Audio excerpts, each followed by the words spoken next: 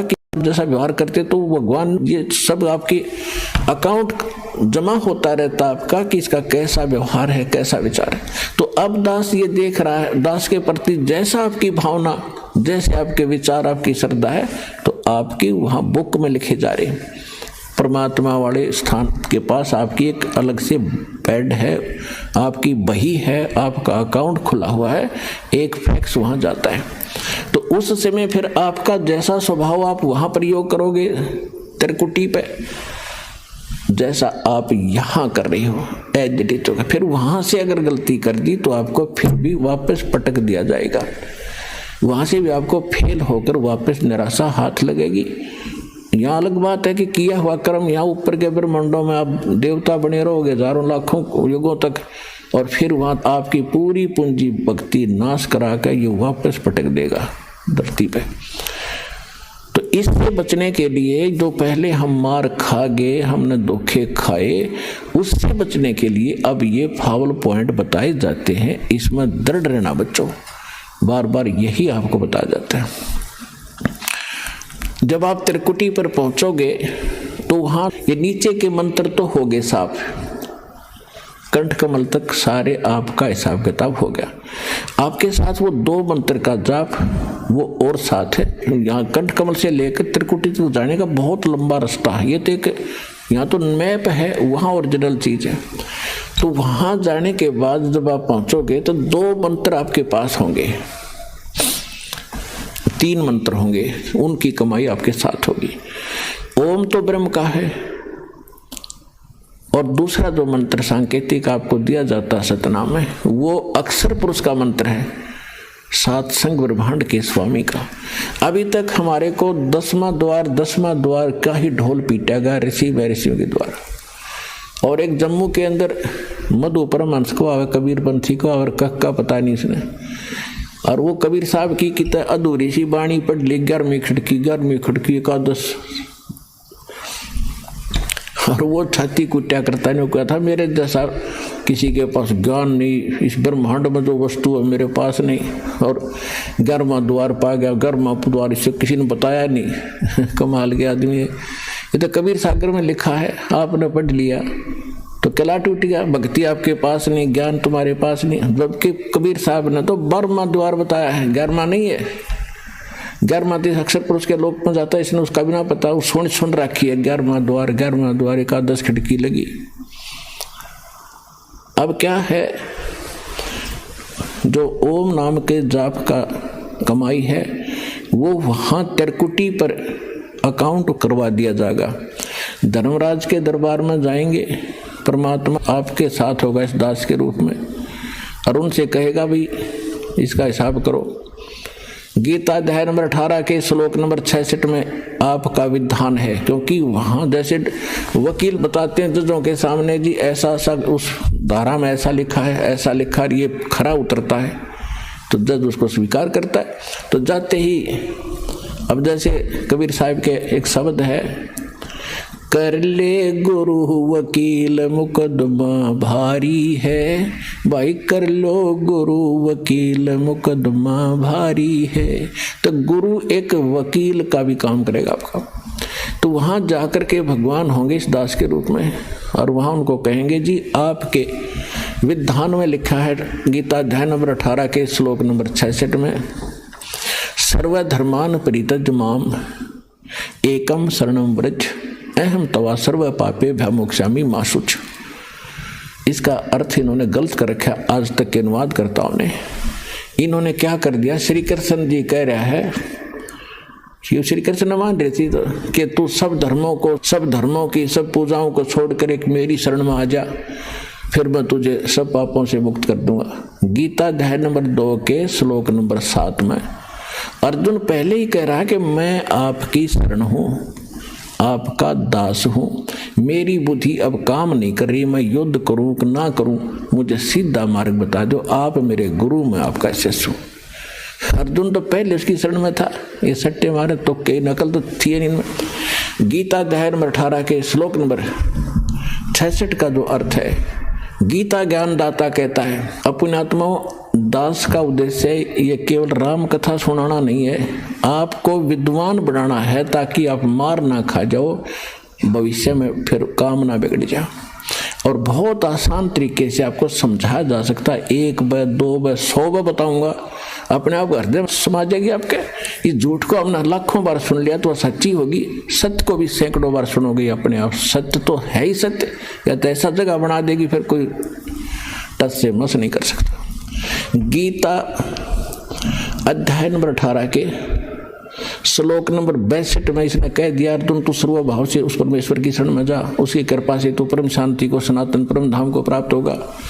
अपने विषय में 8वें अध्याय के 5 और 7 में कह दिया कि मेरी शरण में रहना है तो मेरा 8वें अध्याय के 13वां श्लोक में मंत्र बता दिया, ओम नाम का जाप है, इसको कर, युद्ध भी कर, मेरी शरण में रहेगा तो जन्म मृत्यु तेरी भी होगी मेरी भी होगी। अब ये 18वां अध्याय लास्ट अध्याय है, लास्ट ये मंत्र चल रहे हैं, अंतिम मंत्र, अंतिम अध्याय गीता अध्याय नंबर 18 के श्लोक नंबर 62 में उसने कहा। अब 63 में वो कहता है कि अर्जुन इब तू सोच विचार कर ले, जो मैंने गुप्त से गुप्त ज्ञान आज तक किसी को नहीं बताया वो तेरे को बता दिया।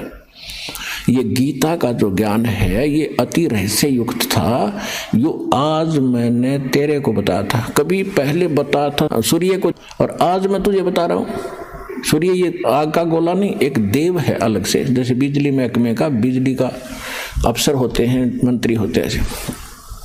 तो कहता है ये गुप्त से गुप्त ज्ञान मैंने तुझे बता दिया, अब तूने जैसा अच्छा लगे वैसा कर ले।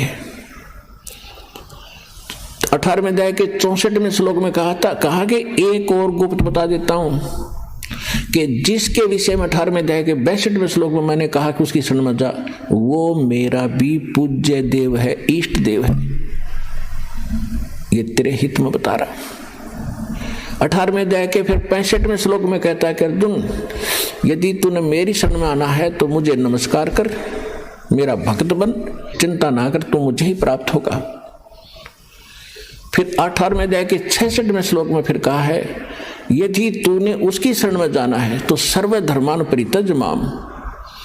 18वें अध्याय के 66वें श्लोक में कहा है कि आपने 18वें अध्याय के 62वें में जिसके बारे में मैंने कहा श्लोक में, उसकी शरण में जाना है, सदा जन्म मृत्यु से रहित हो जाना है, कंप्लीट आपने पीस चाहिए, संपूर्ण शांति चाहता है, तो मेरे सतर की 18वें अध्याय के 66वें श्लोक में कहता है सर्व धर्मान परित्यज माम, मेरे सतर की जो पूजाएं हैं, इसके सतर की कौन सी पूजाएं हैं, ये 500 यज्ञ करते हैं, ओम नाम का जाप आज आप श्वास से जो जाप करते हैं, ये उसके सतर की, ब्रह्म के सतर की भक्ति पूजाएं हैं, ये मुझे छोड़ दे, मुझे दे दे।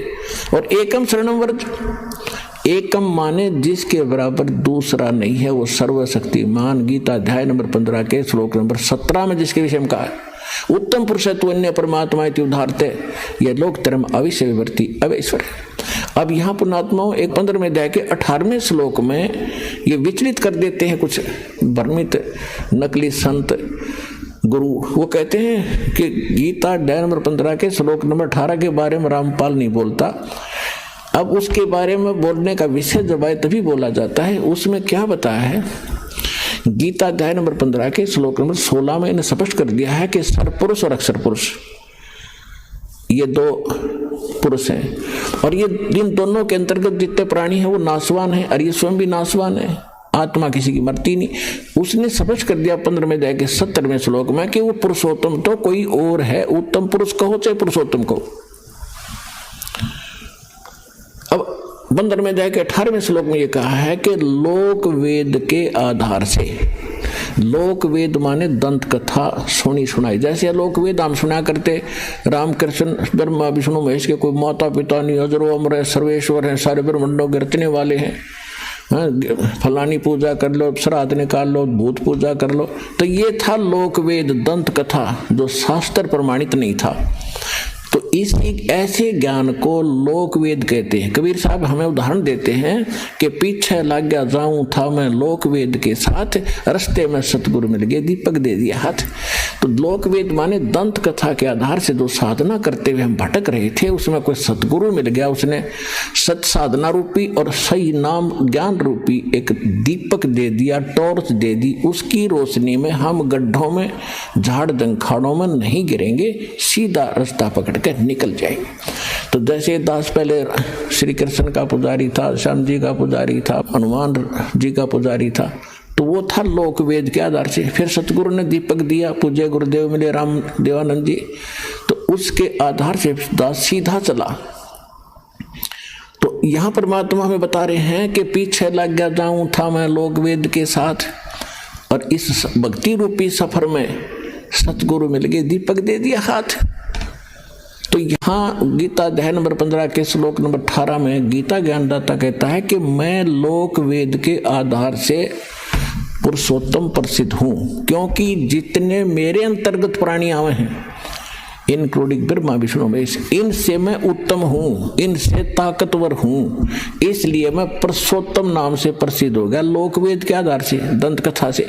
लेकिन उत्तम पुरुषत्व अन्य परमात्मा इति उदाहरत, यह लोकतरम अविषय विवर्ती अवैश्वर है। गीता अध्याय नंबर 15 के श्लोक नंबर 17 में स्पष्ट कर रखा हो, तो वो कोई और है। और गीता ज्ञानदाता खुद कहता है उसकी शरण में जाओ, उसकी कृपा से तो परम शांति को, सनातन परम धाम को प्राप्त हो। अब गीता अध्याय नंबर 18 के श्लोक नंबर 66 का जो अर्थ है कि सर्वधर्मान परित्यज्य, मेरे सतर की सब पूजाएं छोड़ दे, मुझे दे दे, तो हम वहां ओम नाम के जाप की कमाई उसको दे देंगे। त्रिकुटी पर इसके लेखाकार धर्मराज के दरबार में जमा करा देंगे, ये वहां से आपको बरी कर देगा। अब आगे लेके चलेंगे परमात्मा आपको। अब 10वां द्वार तो इस एक पिंड और ब्रह्मांड के अंदर रह जाता है, शरीर उसी का एक प्रारूप है। इससे आगे निकलेगा फिर सूक्ष्म रूप से, फिर जाएगा 11वें द्वार पे। 10वां द्वार जाके ब्रह्मरंध्र खुल जाने के बाद 10वां द्वार फिर एक हो जाता। जैसे एक तो द्वार का इधर का हिस्सा, एक सामने का, तो इसलिए इसको भौर गुफा भी बताते हैं, हर एक उसमें भौर गुफा होती है। तो इसका लास्ट आखिरी एंड जो 10वें द्वार का जाके समाप्त होगा 11वें द्वार, आगे जाके 11वां द्वार पाओगा, जहां इस अक्षर पुरुष के लोक में प्रवेश करेंगे। वो 11वां द्वार है। 21 ब्रह्मांड एक पूरा पैक्ड है, 7 संग ब्रह्मांड अलग से पैक्ड है, तो उनके बीच में एक ही द्वार है और सामने वाले में भी एक ही द्वार है। तो वो द्वार ऐसे घूम कर जाता है और उसमें जाके खुलता है। तो 11वां द्वार जो है सरपुरुष के 21 ब्रह्मांड पार करके से निकलेंगे और उसमें प्रवेश करेंगे पुरुष वाले, वो 11वां द्वार है। फिर अक्षर पुरुष के लोकों को पार करते हुए 7 संग ब्रह्मांडों को हम पार करके आगे जाएंगे। वहां जो तत्व मंत्र है सांकेतिक सतनाम के अंदर 2 अक्षर में जो एक मंत्र है ओम से दूसरा, इसकी कमाई हम वहां देंगे और उसके 7 संग ब्रह्मांडों को पार करने का वो टैक्स है, उसका किराया है। अब हमारे पास रह जाएगा सत्य सार नाम की कमाई, उसको लेकर हम फिर 11वां द्वार पार करके 12वें द्वार को पार करेंगे, वो सतलोक में प्रवेश करावेगा और ये सत्य नाम सार नाम की कमाई हमारे साथ वहां जाएगी। ऐसे हम मोक्ष प्राप्ति करेंगे और नीचे से लेकर ऊपर तक आपको गुरु। तो यहाँ कहते हैं गुरु बिन माला फेरते, गुरु बिन देते दान, गुरु बिन